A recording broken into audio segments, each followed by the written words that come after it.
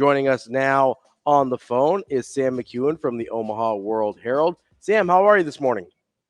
Great, guys. How are you?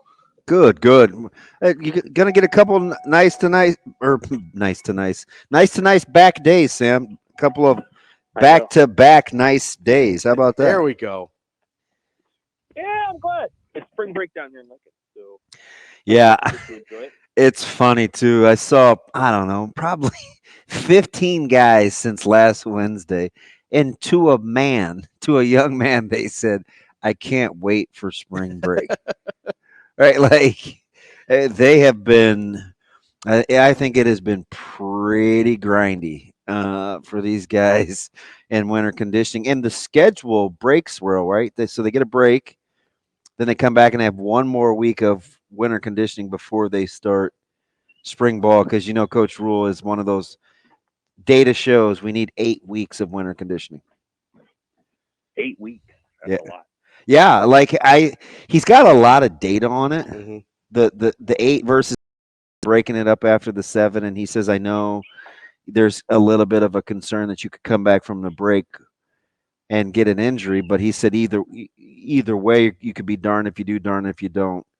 The data he wants 8 weeks. How are they looking? Pretty good as best. I mean they're big, like good sized guys. I think the caloric intake and the workouts, like I think growing is a must, right? It's inevitable. Fudge, even Alvano looked yoked. Jalen Lloyd looks good, and he hasn't even been lifting like the other guys because of Been doing track. Yeah. And he looks good. I don't know. It's we'll see how it translates, but a lot of the guys look good. That's good. Alvano's going to have a good second year. He'll be one of those. He feels really good. He feels really good. I think he's learned to handle like the college rigor and like the criticism that comes from being at Nebraska in the media, because he's never gone through that before.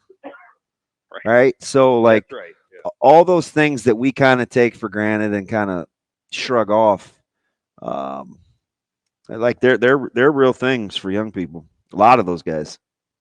They are. The best kickers in Nebraska history usually have a jump from their freshman and sophomore years. I mean, Chris Brown, I think he would say he got better, and Alex Henry certainly did. Drew Brown did. So, Brett Maher did. All those guys, they make a jump as they get older, and by the time they're seniors, they're really good. And I think that's where Albano will be. He'll win a game for him at some point. I don't know if it's this upcoming year, but in the next year or two, he will. He said he feels explosive, so I thought that was cool. Let me look. It's not something you hear from kickers a lot. No, but you're it's right. Good. It is. It's positive. But that's not something you expect to hear from a kicker. He did say explosive. Sam, let's start with basketball, and I'll let you pick men's or women's. Either one is fine with me. They both played yesterday at the same time, Yeah. I mean, tough draw, but you can't peg Nebraska women in at that championship time slot. I mean, that's television, right? Yeah. Let's start there. When you look at the performance, a couple of the early season injuries, playing without Darian White for a while, like when you look at the job, all things considered, one of the better coaching jobs you've seen on campus? Yeah, they had a good year. Certainly, Widener getting hurt didn't help them.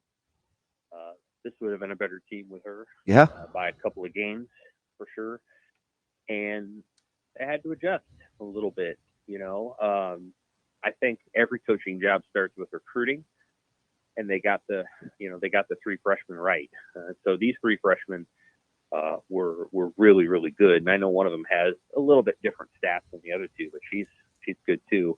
And they got that right. So, they got the right players, and I think they've got the right players coming in again next year and the year after that. And so, I think they're building good recruiting classes, which helps.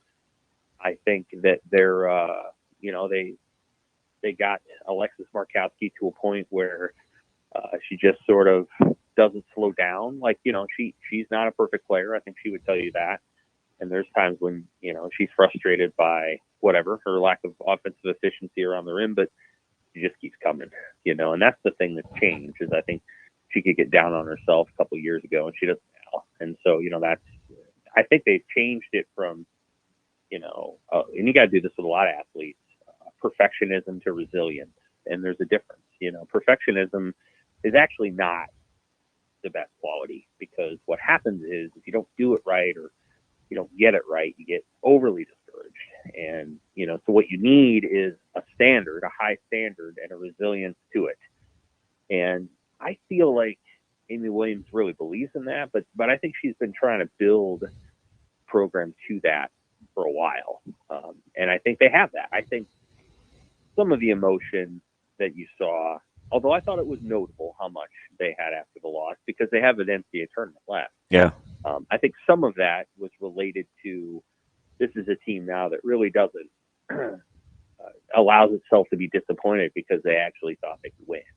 And I think there's been years where they were good, but I don't know, we did pretty well, and they sort of accept that standard. And I think they've actually moved beyond that, and they've built a good chemistry there and a good culture there, and they have a chance in the NCAA tournament if they get the right draw to have some fun. We'll see what their seeding is. We're talking with Sam McKewon from the Omaha World-Herald. Sam, speaking of seeding, currently ESPN's bracketology has them at an 8. Coach Bluter from Iowa said they're a 4 minimum. Were you surprised to hear her say that, or is that kind of just being complimentary of an opponent that's played her tough? A little both, but they're not going to be a 4. She knows that. Bluter knows that. Mm-hmm. I think there's probably been an earned respect between the two programs in this particular year. I think things are pretty frosty between Nebraska and Iowa women's basketball. I don't think that's true of them. I don't think that's true of the men. So, I think Fred Hoiberg and Fran McCaffrey have always gotten along and have always felt, whatever you want to call it. They appreciate each other and respect each other.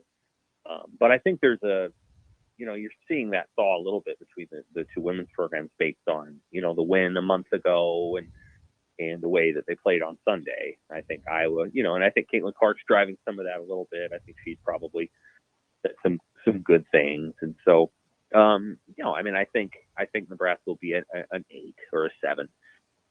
It's not a strong 1 line this year. South Carolina is a strong 1. But the other teams that are going to be ones, one of them is probably going to be Iowa. Nebraska won't be in that pod. Another one's probably going to be Texas. And the third one will be from the fourth one will probably be from the Pac-12. Mm-hmm. My hunch is it'll be SC. USC. Yeah. And, USC is inconsistent. I mean, I've watched them more than most. Well, you saw Juju this weekend, they're, right? I mean, that's kind of what you can get with her. Mm-hmm. Yeah. So, I've watched them quite a bit, and we'll see. So they're somewhat similar to Iowa. So it's not the strongest 1 line, and the 2 line is very manageable. So you just never know. I mean, they need to get a good draw. They could lose in the first round too. I mean, there's teams that they could play in the first round, Oklahoma, something like that. And that wouldn't be a great matchup. So it's the same thing with Creighton's women. They have a chance to go to the Sweet 16 too, but they need the right draw. If they draw the wrong team in the first round, when they're probably going to be a 7 or 6 or 7 seed, it won't necessarily go well there either. Yeah, I'm still traumatized from that Big East semifinal game yesterday with Georgetown. And credit to no disrespect to Georgetown. I'm not going to come on Omaha radio and say everybody should know Georgetown's story, but with an interim coach and kind of what they've been through, I mean, that was a bottom feeder pick to finish, I don't know, almost dead last in the conference. The way that game was allowed to be played yesterday, when commentators are like, okay, enough's enough, there's an issue. Right, it's a lot. It's a lot of bad basketball. Yeah, and Jim Flannery's used to that in that setting. This happened now for years. It happens a little bit at the Big Ten tournament, but yeah, I mean, it's the level of physicality is over the top, and a lot of these games they want to let them play, and that's kind of the mantra. And don't let it necessarily be settled at the free throw line. Creighton actually. had a lot more free throws than Seton Hall the night before. I don't know. I mean, again, that's why I say it's got to be the right matchup. The one thing that you can say about Iowa, as an example, is they don't really want to foul you. They don't really want to play physical. They want to play sort of an older school, basketball where everybody kind of scores and moves around. Well, that favors teams that don't also want to do that. And so the way that you beat teams like Nebraska and Creighton is you really just sort of, muck it up, physical them up.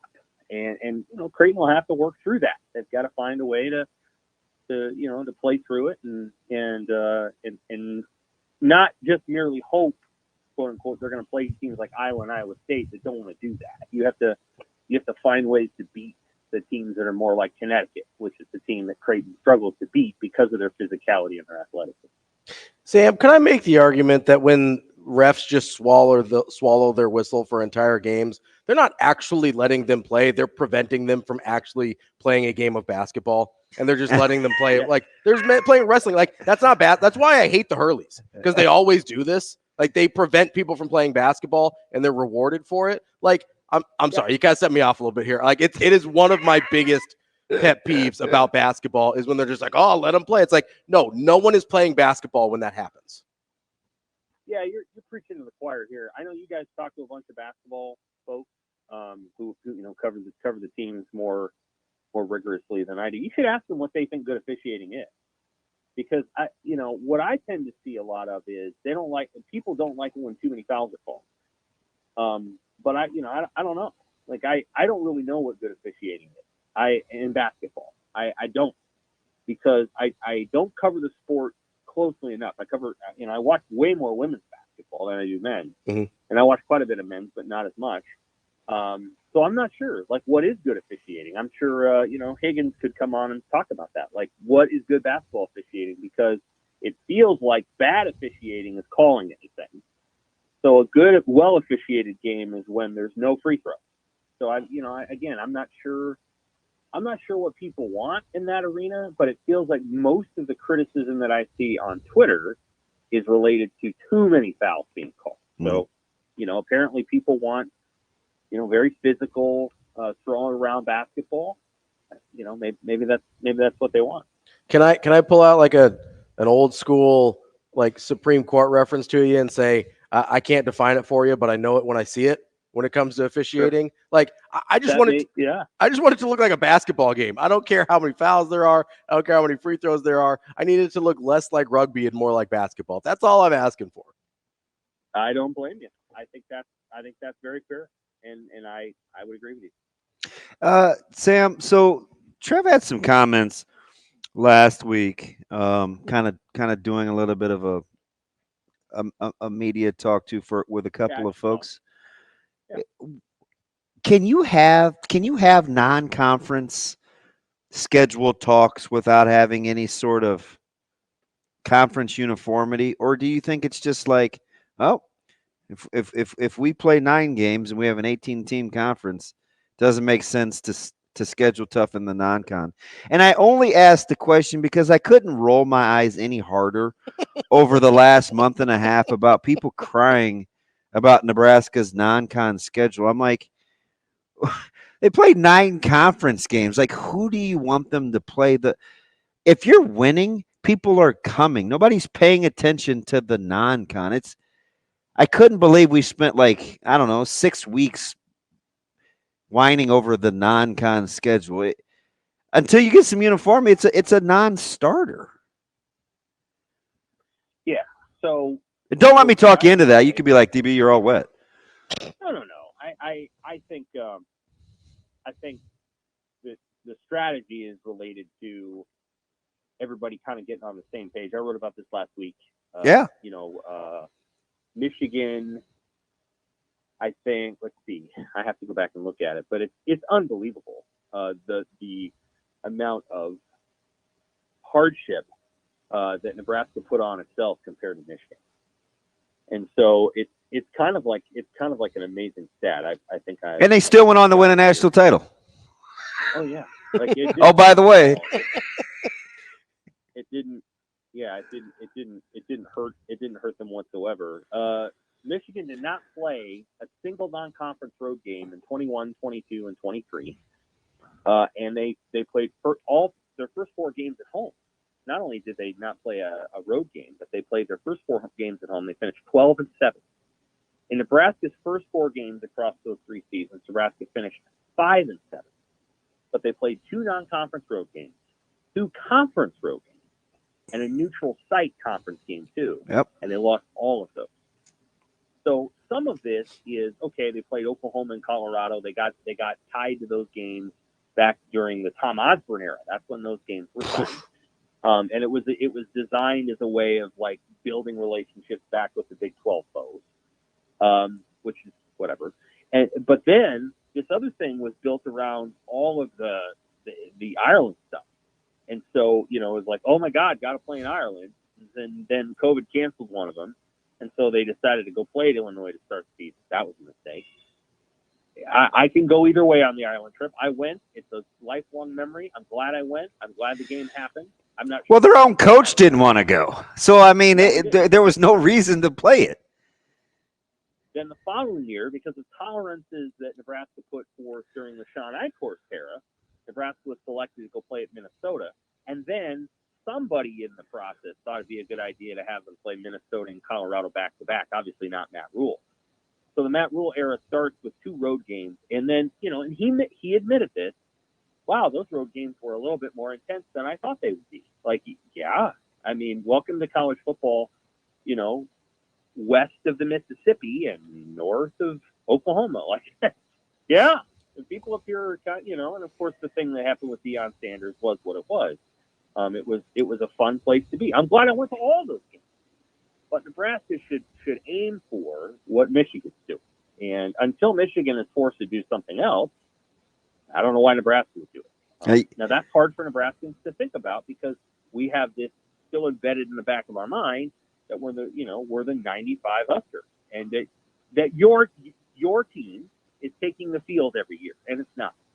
Well, you're not going to win anything of substance until you stop having sub 500 records or plus or having the best record since 16 at home this year, going 4-3. Like until you start winning at home, until you start winning, period. These are non-starter conversations, right? Like if it, and I'm not saying just win because that's like the end game, but they're at least making steps in the interim to give themselves a chance to win. They're not just bottom lining it and saying, well, no crap, like just win. Winning solves everything. Yeah, they're actually trying to put some procedures and protocols in place to give them some advantages to help win. There's nothing wrong with that. Nothing wrong with that. I'll say this, beat Colorado this year. Beat them. They're here. We can't pretend that Colorado is a stable program. They do have a good quarterback, in my opinion, but it's not a stable. I don't know if you read, Sam. They rebuilt their offensive line through the portal. They should be pretty good. I'm sure they did. But I'm just saying. Here, they're going to have very few fans. Colorado fans do not travel, and so they're Deion Sanders is just going to be a coach. He's not going to have 60,000 people in the stands. So beat them. Like don't. That game has nothing to do with scheduling. That game just has to do with Colorado is 3-0 against Nebraska since 2018. 3-0. And they weren't great Colorado teams. In fact, all of them had losing records. So beat Colorado. Like that's a start. That's a big game for the Rule era because that isn't going to be about anything other than can Nebraska do the things, be who they say they are, and beat a mediocre Colorado team, which is exactly what it'll be. Now, we'll see what happens.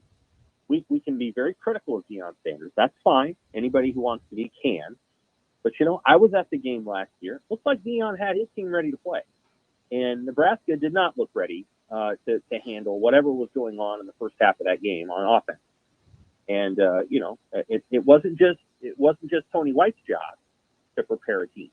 And he did. He prepared his side. But both sides have to be prepared. Nebraska should win that game. If everything that we think is true about the program right now is true, then they should win that game. We're talking with Sam McKewon from the Omaha World-Herald. Sam, Let's switch to Creighton real quick here on the men's side because, I'm watching that game on Saturday, and obviously they get out to the huge lead, and then that evaporates, and Villanova comes all the way back, and then Creighton gets the game winner from Trey Alexander. Just what do you make of that game with all of the? I mean, it was sort of a roller coaster if you're watching that from a Creighton perspective. Just what do you make of that at all? Given the need for Villanova to win that game, and that it probably felt like a NCAA tournament game to them to make the NCAA tournament, I think it's, you walk out of there with a 1-point win and you're happy, and they won by 2. So I'm sure they're doubly happy. I think that's how you look at it. Villanova's a hard team for Creighton to play. That's been evident over the last however many years. At least Dixon is, that's for sure. Yeah, Villanova's always been hard for Creighton to play, but you go back 5 years and they were basically playing the same kind of game. Villanova was just a little better at it. Now Villanova's kind of plays differently, and I think that's challenging for Creighton. They play a style kind of like St. John, where it's kind of possession by possession. I think there's a good chance we're going to see round 3 in New York City, and I think it'll probably go down to the last couple possessions again. And Creighton's fine with that. Right now, Creighton is, depending on who you look at, the top 3 seed, and could move up to a 2. And then they win the Big East tournament. I think they will be a 2 seed. I anticipate that. I think that would, and they can do it. They got to get past the first round game. Then they have to play, I would assume, a healthy Marquette, but there's no guarantee Marquette will be there. There really is. They might be, but they could also face, a good Providence team that also doesn't match up well with Creighton. And then in the, I think you will see Connecticut waiting on Saturday night for whoever. Creighton. I hope everybody reads John Walker's profile today on Ryan Kalkbrenner in the paper. It's really good. And Kalkbrenner in there says, I would give up winning another Defensive Player of the Year for a Big East tournament title. I think that's the one thing that Creighton hasn't done.